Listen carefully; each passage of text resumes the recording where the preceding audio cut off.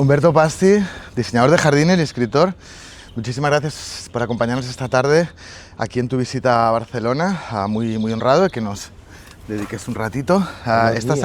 Estás aquí para presentar este libro, Arabesco, aventuras tangerinas de un coleccionista, pero tú eres también autor de este libro fundamental que se llama Perdido en el Paraíso y que está muy relacionado con este. Arabesco es muchas cosas, es un libro sobre jardines, obviamente. Es un libro sobre Tánger, es un libro sobre una casa en Tánger, es un libro de recuerdos, pero al mismo tiempo también es la historia de cierto duendecillo, del cual podemos dudar bastante de las cosas que nos cuenta, o no, y en el fondo es una carta de amor también a los objetos y a los amigos. Sí. Es un poco todo esto, más cosas, No, pero... lo has dicho muy bien, me parece que tengo muy poco que decir ahora. Si te parece, lo que sí, para la gente que no conozca el libro, porque acaba de salir ahora a la venta, sí que podemos decirle que es verdad que es un relato en el que se entrelaza la ficción con recuerdos reales tuyos, con lo cual es un libro que tiene una parte ligada a la verdad, pero es una novela en el fondo, tiene un toque de ficción, digamos, con lo cual lo consideraremos novela, y digo esto porque para hablar del personaje que habla, hablaré del narrador, no hablaré de Humberto. No, ¿vale? porque hay esta cosa que la gente en Italia también tuvo este problema. La gente siempre automáticamente piensa que la persona que cuenta, que el narrador sea yo. Pero no se comprende que para crear un personaje que diga yo, que es un personaje que parece muchísimo a mí, pero que tiene muchísimas cosas diferentes de mí.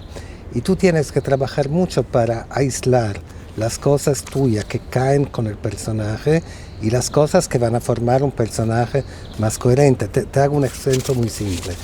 El señor que cuenta esta historia y yo tenemos muchísimas cosas en común. El amor por Tánger, la obsesión del coleccionismo. Pero, por ejemplo, él es alguien casi siempre de muy buen humor, de muy combativo. Yo soy muchas veces de humor malísimo, puedo ser Bueno, deprimido. aquí se cuenta que este narrador también, al final, tratando con clientes, se vuelve un poco huraño también, ¿eh? Sí. O sea... Solo con los clientes. Solo con los clientes. No, y es verdad que se dice, soy una persona muy sociable, pero con los clientes no tanto. No, es que yo tengo un odio por la gente muy adinerada. Tengo una grande antipatía porque el dinero ha cambiado de manos recientemente. Y las nuevas manos del dinero me parecen manos de tontos, porque el dinero ahora viene sin cultura, sin sentido de la responsabilidad, sin muchas cosas que faltarían que vayan con el dinero. Y es verdad que la gente adinerada ahora es raro que sea simpática, sí. Vale. Pero sí que es verdad que justamente por eso es importante que se hagan este tipo de libros en los que uno de los puntos fundamentales es una loa a la belleza y a la sensibilidad. Sí, o sea... sí.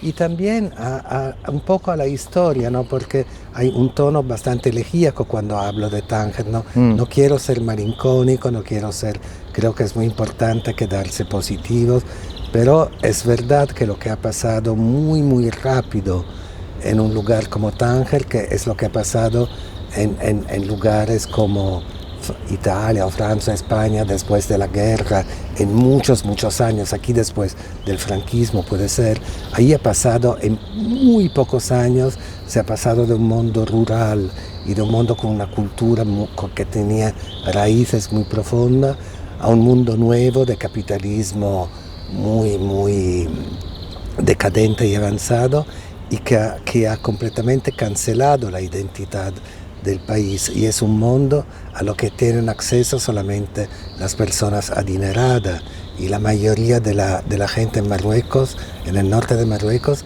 ha perdido su identidad. Eran campesinos, eran pastores, y ahora son señores sin cara, ¿no?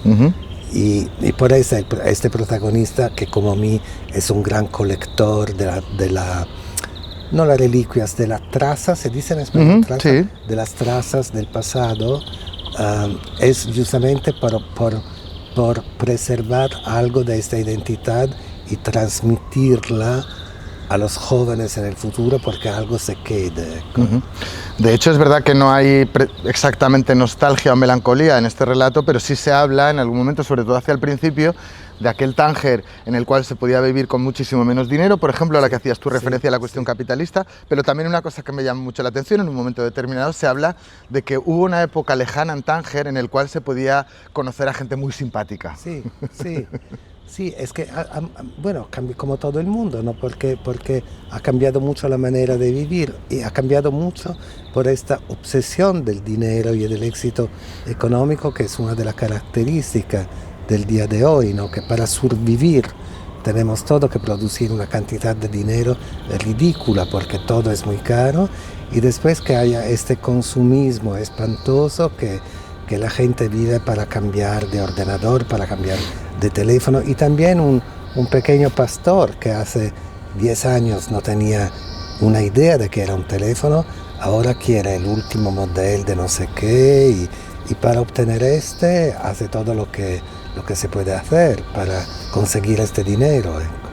Porque Humberto, claro, ahora que estás hablando del dinero, este tema también está aquí. No vamos a desvelar lo que sucede con un cierto negocio que hace el protagonista, pero digamos que le reporta una importante suma de dinero que él dice nunca había visto tanto dinero junto, sí. Y ese dinero se utiliza precisamente no para lujos total, sino precisamente para comprar algo, para comprar un objeto. Plantas, un objeto y plantas. Para comprar un objeto y para comprar plantas, pero como coleccionista...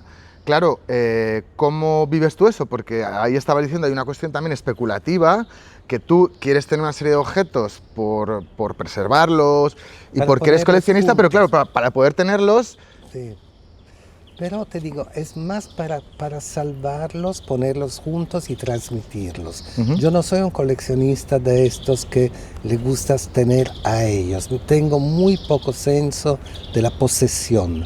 Me da igual de poseer, pero quiero que ellos, soy muy animista, le doy una alma, le doy una identidad, le doy una personalidad, como hago con las plantas. Me gustan que sean contentos, que se queden y que se salven por el futuro. Yo siempre pienso en los niños marroquíes, en los jóvenes de este país, donde todo, ¿sabes? El desarrollo ha destruido casi todo y está destruyendo casi todo con una velocidad increíble. Bueno, que se queden testimonianza, testigos de un pasado que fue muy, muy rico y de una identidad que fue muy completa y muy seduciente.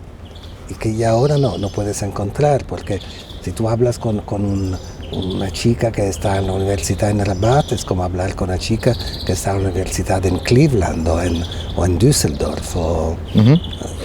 Porque no lo hemos dicho antes, hablando de preservar, el motor que mueve esta novela es el hecho de, digamos que hay un duendecillo, ¿vale? Que tiene un nombre y apellidos, que ahora se llama Diego. Sí. Ahora entraremos en este Diego Mullor Heredia. Sí. Ahora entraremos en él.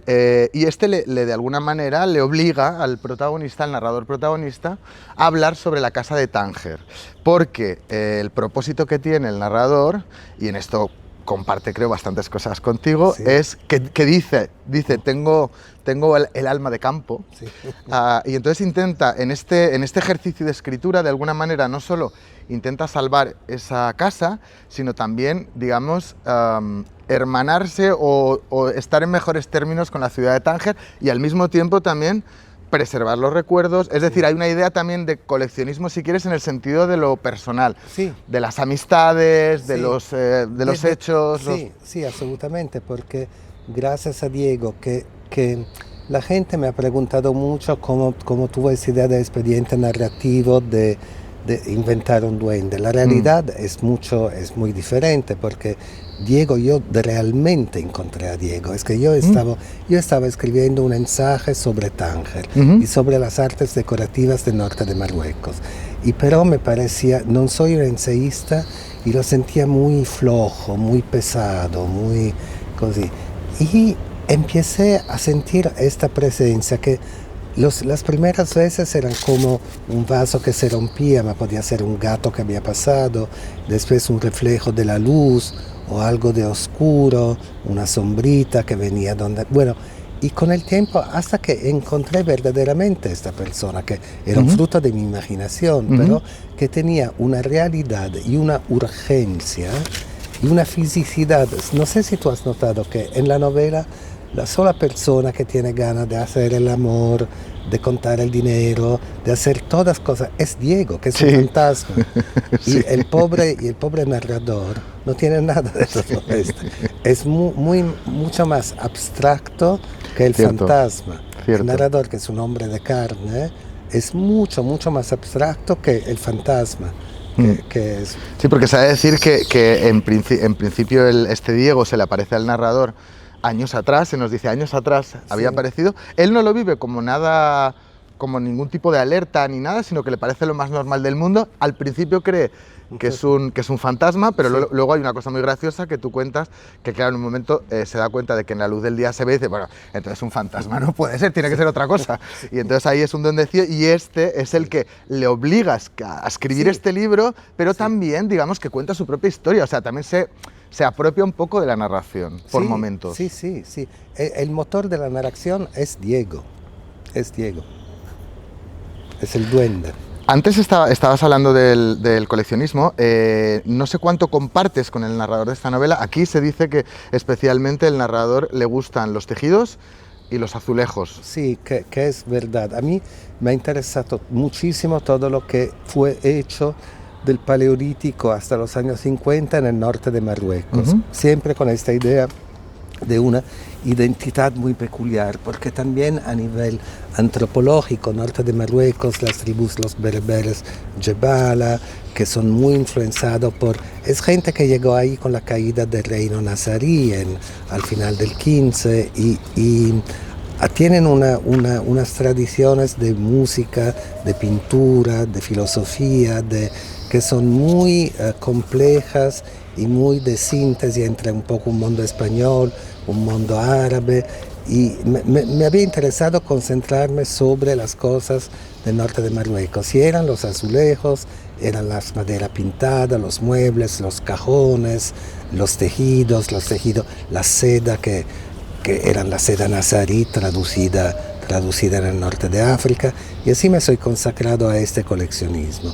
Y no soy generalmente un coleccionista de otras cosas, porque soy un coleccionista de que habla del norte de Marruecos. Hablando de esto, me gustaría que nos explicaras la idea del fragmento, que es muy interesante, porque tú aquí hablas del coleccionista de fragmentos. En el caso de las alfombras, por ejemplo, Sí. se habla de que simplemente un trozo de una alfombra contiene, digamos, otra alfombra y es casi como infinita. Y esta idea me parece muy interesante y me gustaría que nos la contaras. Bueno, hay dos motivos prácticos muy simples. Uno, que si una alfombra de estos lugares del siglo XVI nunca llegaras en el mercado, costaría una cantidad de dinero que yo nunca veré en mi vida, tampoco matando un chino como he hecho ahí. Esa primera cosa. Y segunda cosa es que casi todo lo que nos ha llegado son fragmentos, porque son fragmentos que vienen de tumbas, que vienen de mezquitas, que vienen de iglesias y todo esto.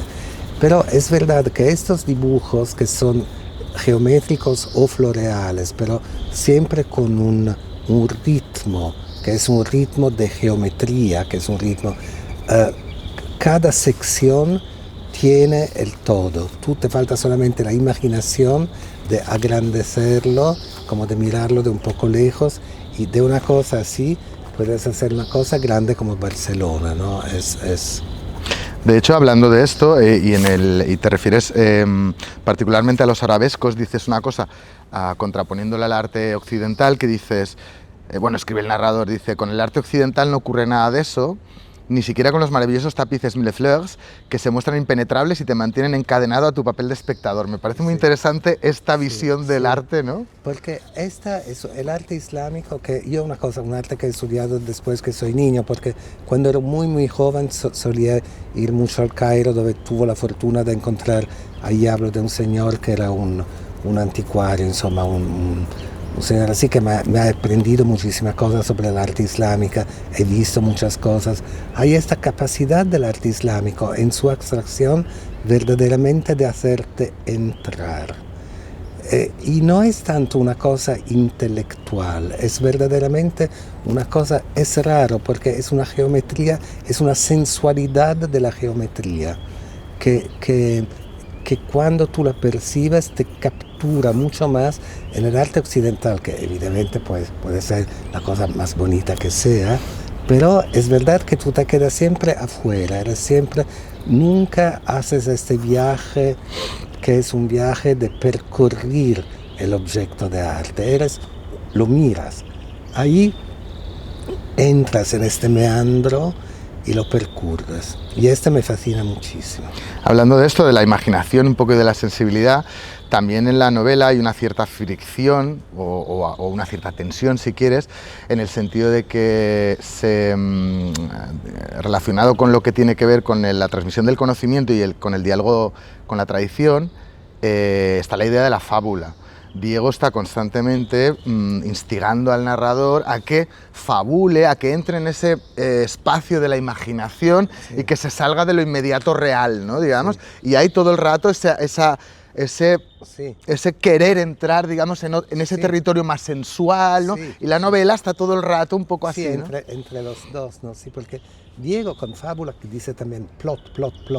Diego quiere que se pasen cosas y creo que está un poco satisfecho cuando el narrador mata a este chinés y el regalo que le da Diego de estos. Diego ya sabe todo lo que va a pasar, que es gracias a sus dibujos que él va a venderlos al chino. Diego ya sabe toda la historia.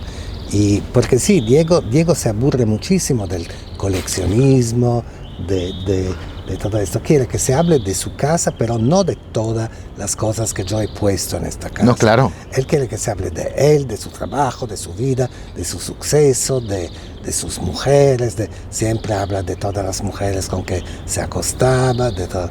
Y quiere que pase algo. Que pasen cosas. Maldita novela. Donde... Oye, ahora que estás diciendo lo de, ¿no? Esto de que esta misma, digamos, dualidad o dicotomía se produce también en la figura del narrador, porque en un momento determinado dice, a mí me gusta mucho viajar para cazar cosas, sí, pero al mismo tiempo también necesito esa cosa sedentaria de estar en casa, ¿no? Y está esa dualidad que está no solo en el personaje, sino en la propia narración de lo que estabas contando tú con Diego también, ¿no? Sí.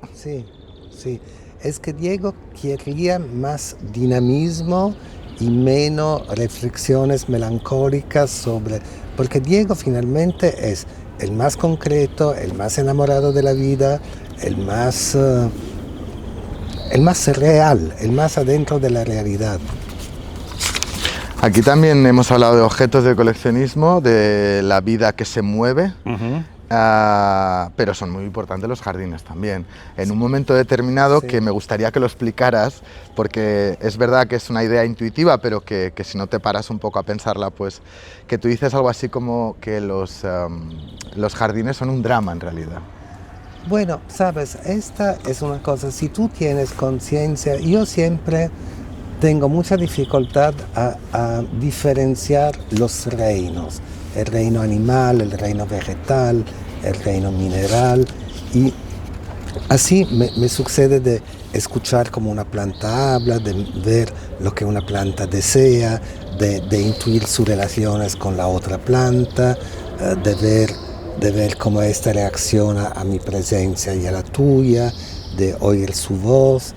Y es dramático que convivimos con estas criaturas tan cerca y con casi poca posibilidad de unirnos con ellas, ¿no? Las plantas son siempre usadas por darnos sombra o por darnos belleza o porque nos gustan sus órganos genitales, que son las flores, ¿no? Pero intentar de ponerse en una relación real con el mundo es un grande drama, y en drama no veo solamente el lado malo, el lado difícil, también el lado fastuoso que hay en una tragedia, ¿no? La vida es algo de maravillosamente trágico por el final, ¿no? La vida en este planeta con un poco de conciencia es algo no solamente que es trágica porque tenemos el señor Trump, presidente de los Estados Unidos, es trágica la vida en su belleza, la muerte, como todo se prepara a la muerte, a renacer o no a renacer, o a transformarse en tierra, no a desaparecer, mas a transformarse en una energía por otras cosas.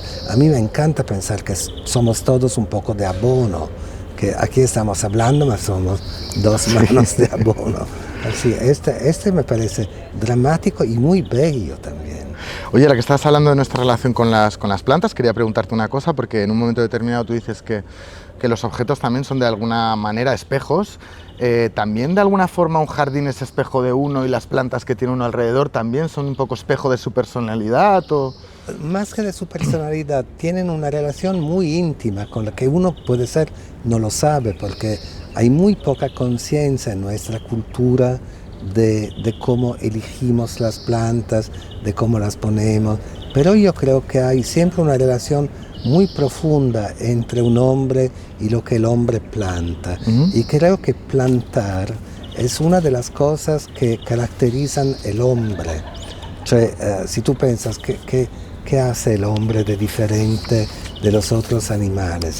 Muy pocas cosas, que sabemos con certitud que una de estas es plantar para comer, plantar para tener la sombra, y somos, bueno, las hormigas también hacen esto, es que cultivan unos insectos que crecen unos insectos para traerlos a su hormigayo y comerlos, pero es una gran característica del hombre, es interagir con el mundo de una manera muy activa, muy grande, muy intensa. Oye, una cosa, a ver qué les podríamos decir, porque por ejemplo, hablando de no hace falta tampoco tener como un gran jardín, porque tampoco la gente hoy día tampoco se lo puede permitir, pero a mí por ejemplo me produce mucha tristeza cuando en grandes ciudades como Barcelona vas caminando y miras un poco las fachadas y los balcones y los ves vacíos, los ves sin plantas, ¿no? ¿Qué se le podría decir a esta gente, ¿no? Para, no sé, que animarlos un poco a que pusieran, no digo que pongan un jardín, pero no sé, algún... Un jardín y un vasito es la misma cosa, ¿eh? El principio es exactamente el mismo, y los jardines más conmovedores que yo conozco son hechos de personas que no tienen ni un jardín ni el dinero pero que tienen 3 macetas y las curan y la miran y comprenden cómo le gusta el sol, cuánta agua le gusta, van a ver sus plantas, le hablan. Este es encantador, es muy bonito. Yo creo que ahora hay más conciencia que hace. Yo me recuerdo hace 15 años o algo así, escribí un libro sobre los jardines y era muy desolado porque la gente tenía muy poca relación con el mundo vegetal. Ahora creo que con esta pesadilla del cambio climático, del gran calor que todos subimos, me parece que hay más sensibilidad. Antes tenía más sensibilidad por las plantas las personas mayores. Las personas mayores que habían perdido, puede ser los afectos cercanos de su vida, tenían con la planta como una relación de consolación. Ahora me parece que es más generalizado. Tengo muchos jóvenes, hijos de amigos jóvenes que empiezan a tener 2 macetas de menta en la cocina, que están... Me parece que es una cosa nueva, es una cosa bonita. Esperamos que no sea demasiado tarde, porque...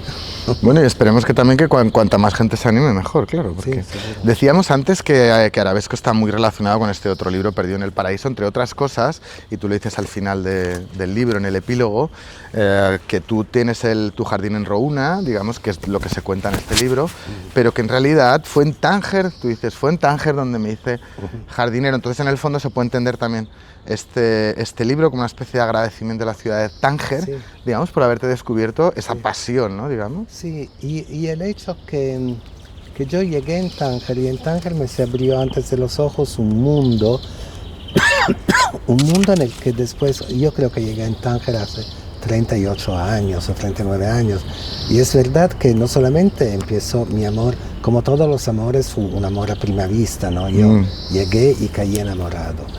Pero es que en Tánger he descubierto muchas cosas de mí mismo. Fue un amor muy... En la ciudad hubo un efecto mayéutico sobre mí. En el diálogo con Tánger constante, Tánger me hizo aprender muchas cosas sobre mis pasiones, sobre mis aspiraciones, sobre mis defectos, me conozco un poco mejor gracias a esta ciudad, que era una ciudad muy rara porque era un grande pueblo, pero un pueblo donde todos los campesinos hablaban 4 idiomas, donde era un lugar muy raro porque con 2 mares, el Mediterráneo y el Atlántico, con una flora increíble, con un pasado, imagínate, no sé, una prehistoria donde había una densidad de población casi como la de hoy, porque era muy, muy densamente poblada, y después fenicios, cartagineses, vándalos, romanos, bizantinos, vándalos, árabes, ingleses, españoles, portugueses, así una cantidad de gente que ha pasado, sufierto y vivido ahí, que es... A mí me gusta mucho ir cerca de mi casa, hay un pequeño cementerio donde están enterrados los españoles, los franceses que vivían ahí de 1850 a 1900, al final de la zona internacional, que es en 56, 1956. Y tú, las vidas que puedes reconstruir de estas epígrafes, no de gente, porque la gente piensa en el Tánger de Paul Bowles, de Barbara Hutton, de la Beat Generation, de excéntricos. No, la Tánger de gente muy, muy de todos los días, que vivía ahí, sufría ahí, había sus hijos. Es un mundo que me fascina completamente.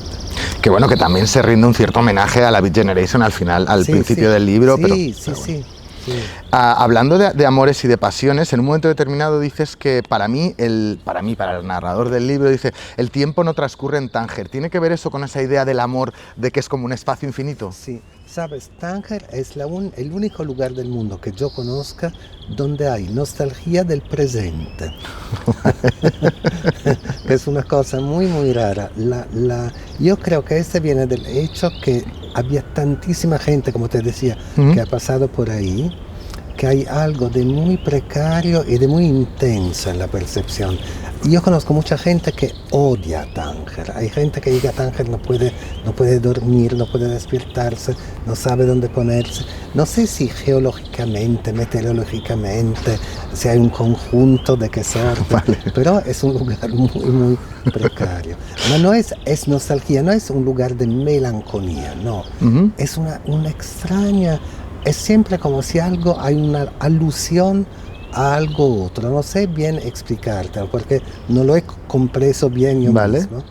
Pero es esto, hay verdaderamente yo y ti ahora estamos charlando juntos y tenemos nostalgia de nuestra charla en el momento que la hacemos. Vale, muy interesante.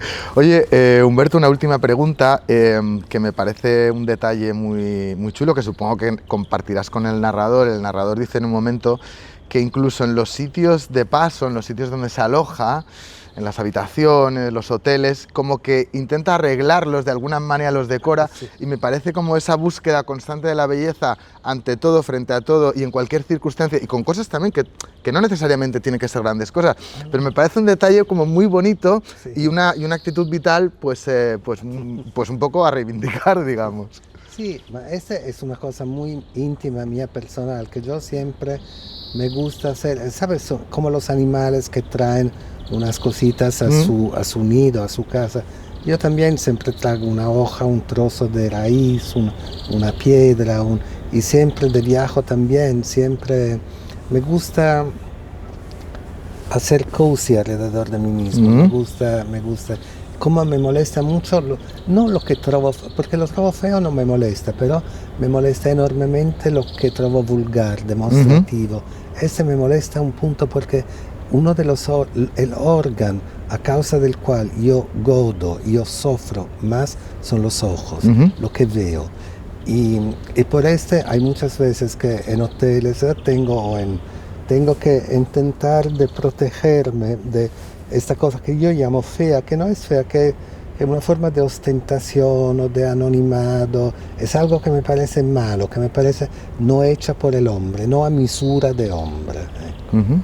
Humberto Pasti, ha sido un auténtico placer poder conversar contigo. Muchísimas gracias. Gracias a ti, fue un placer para mí.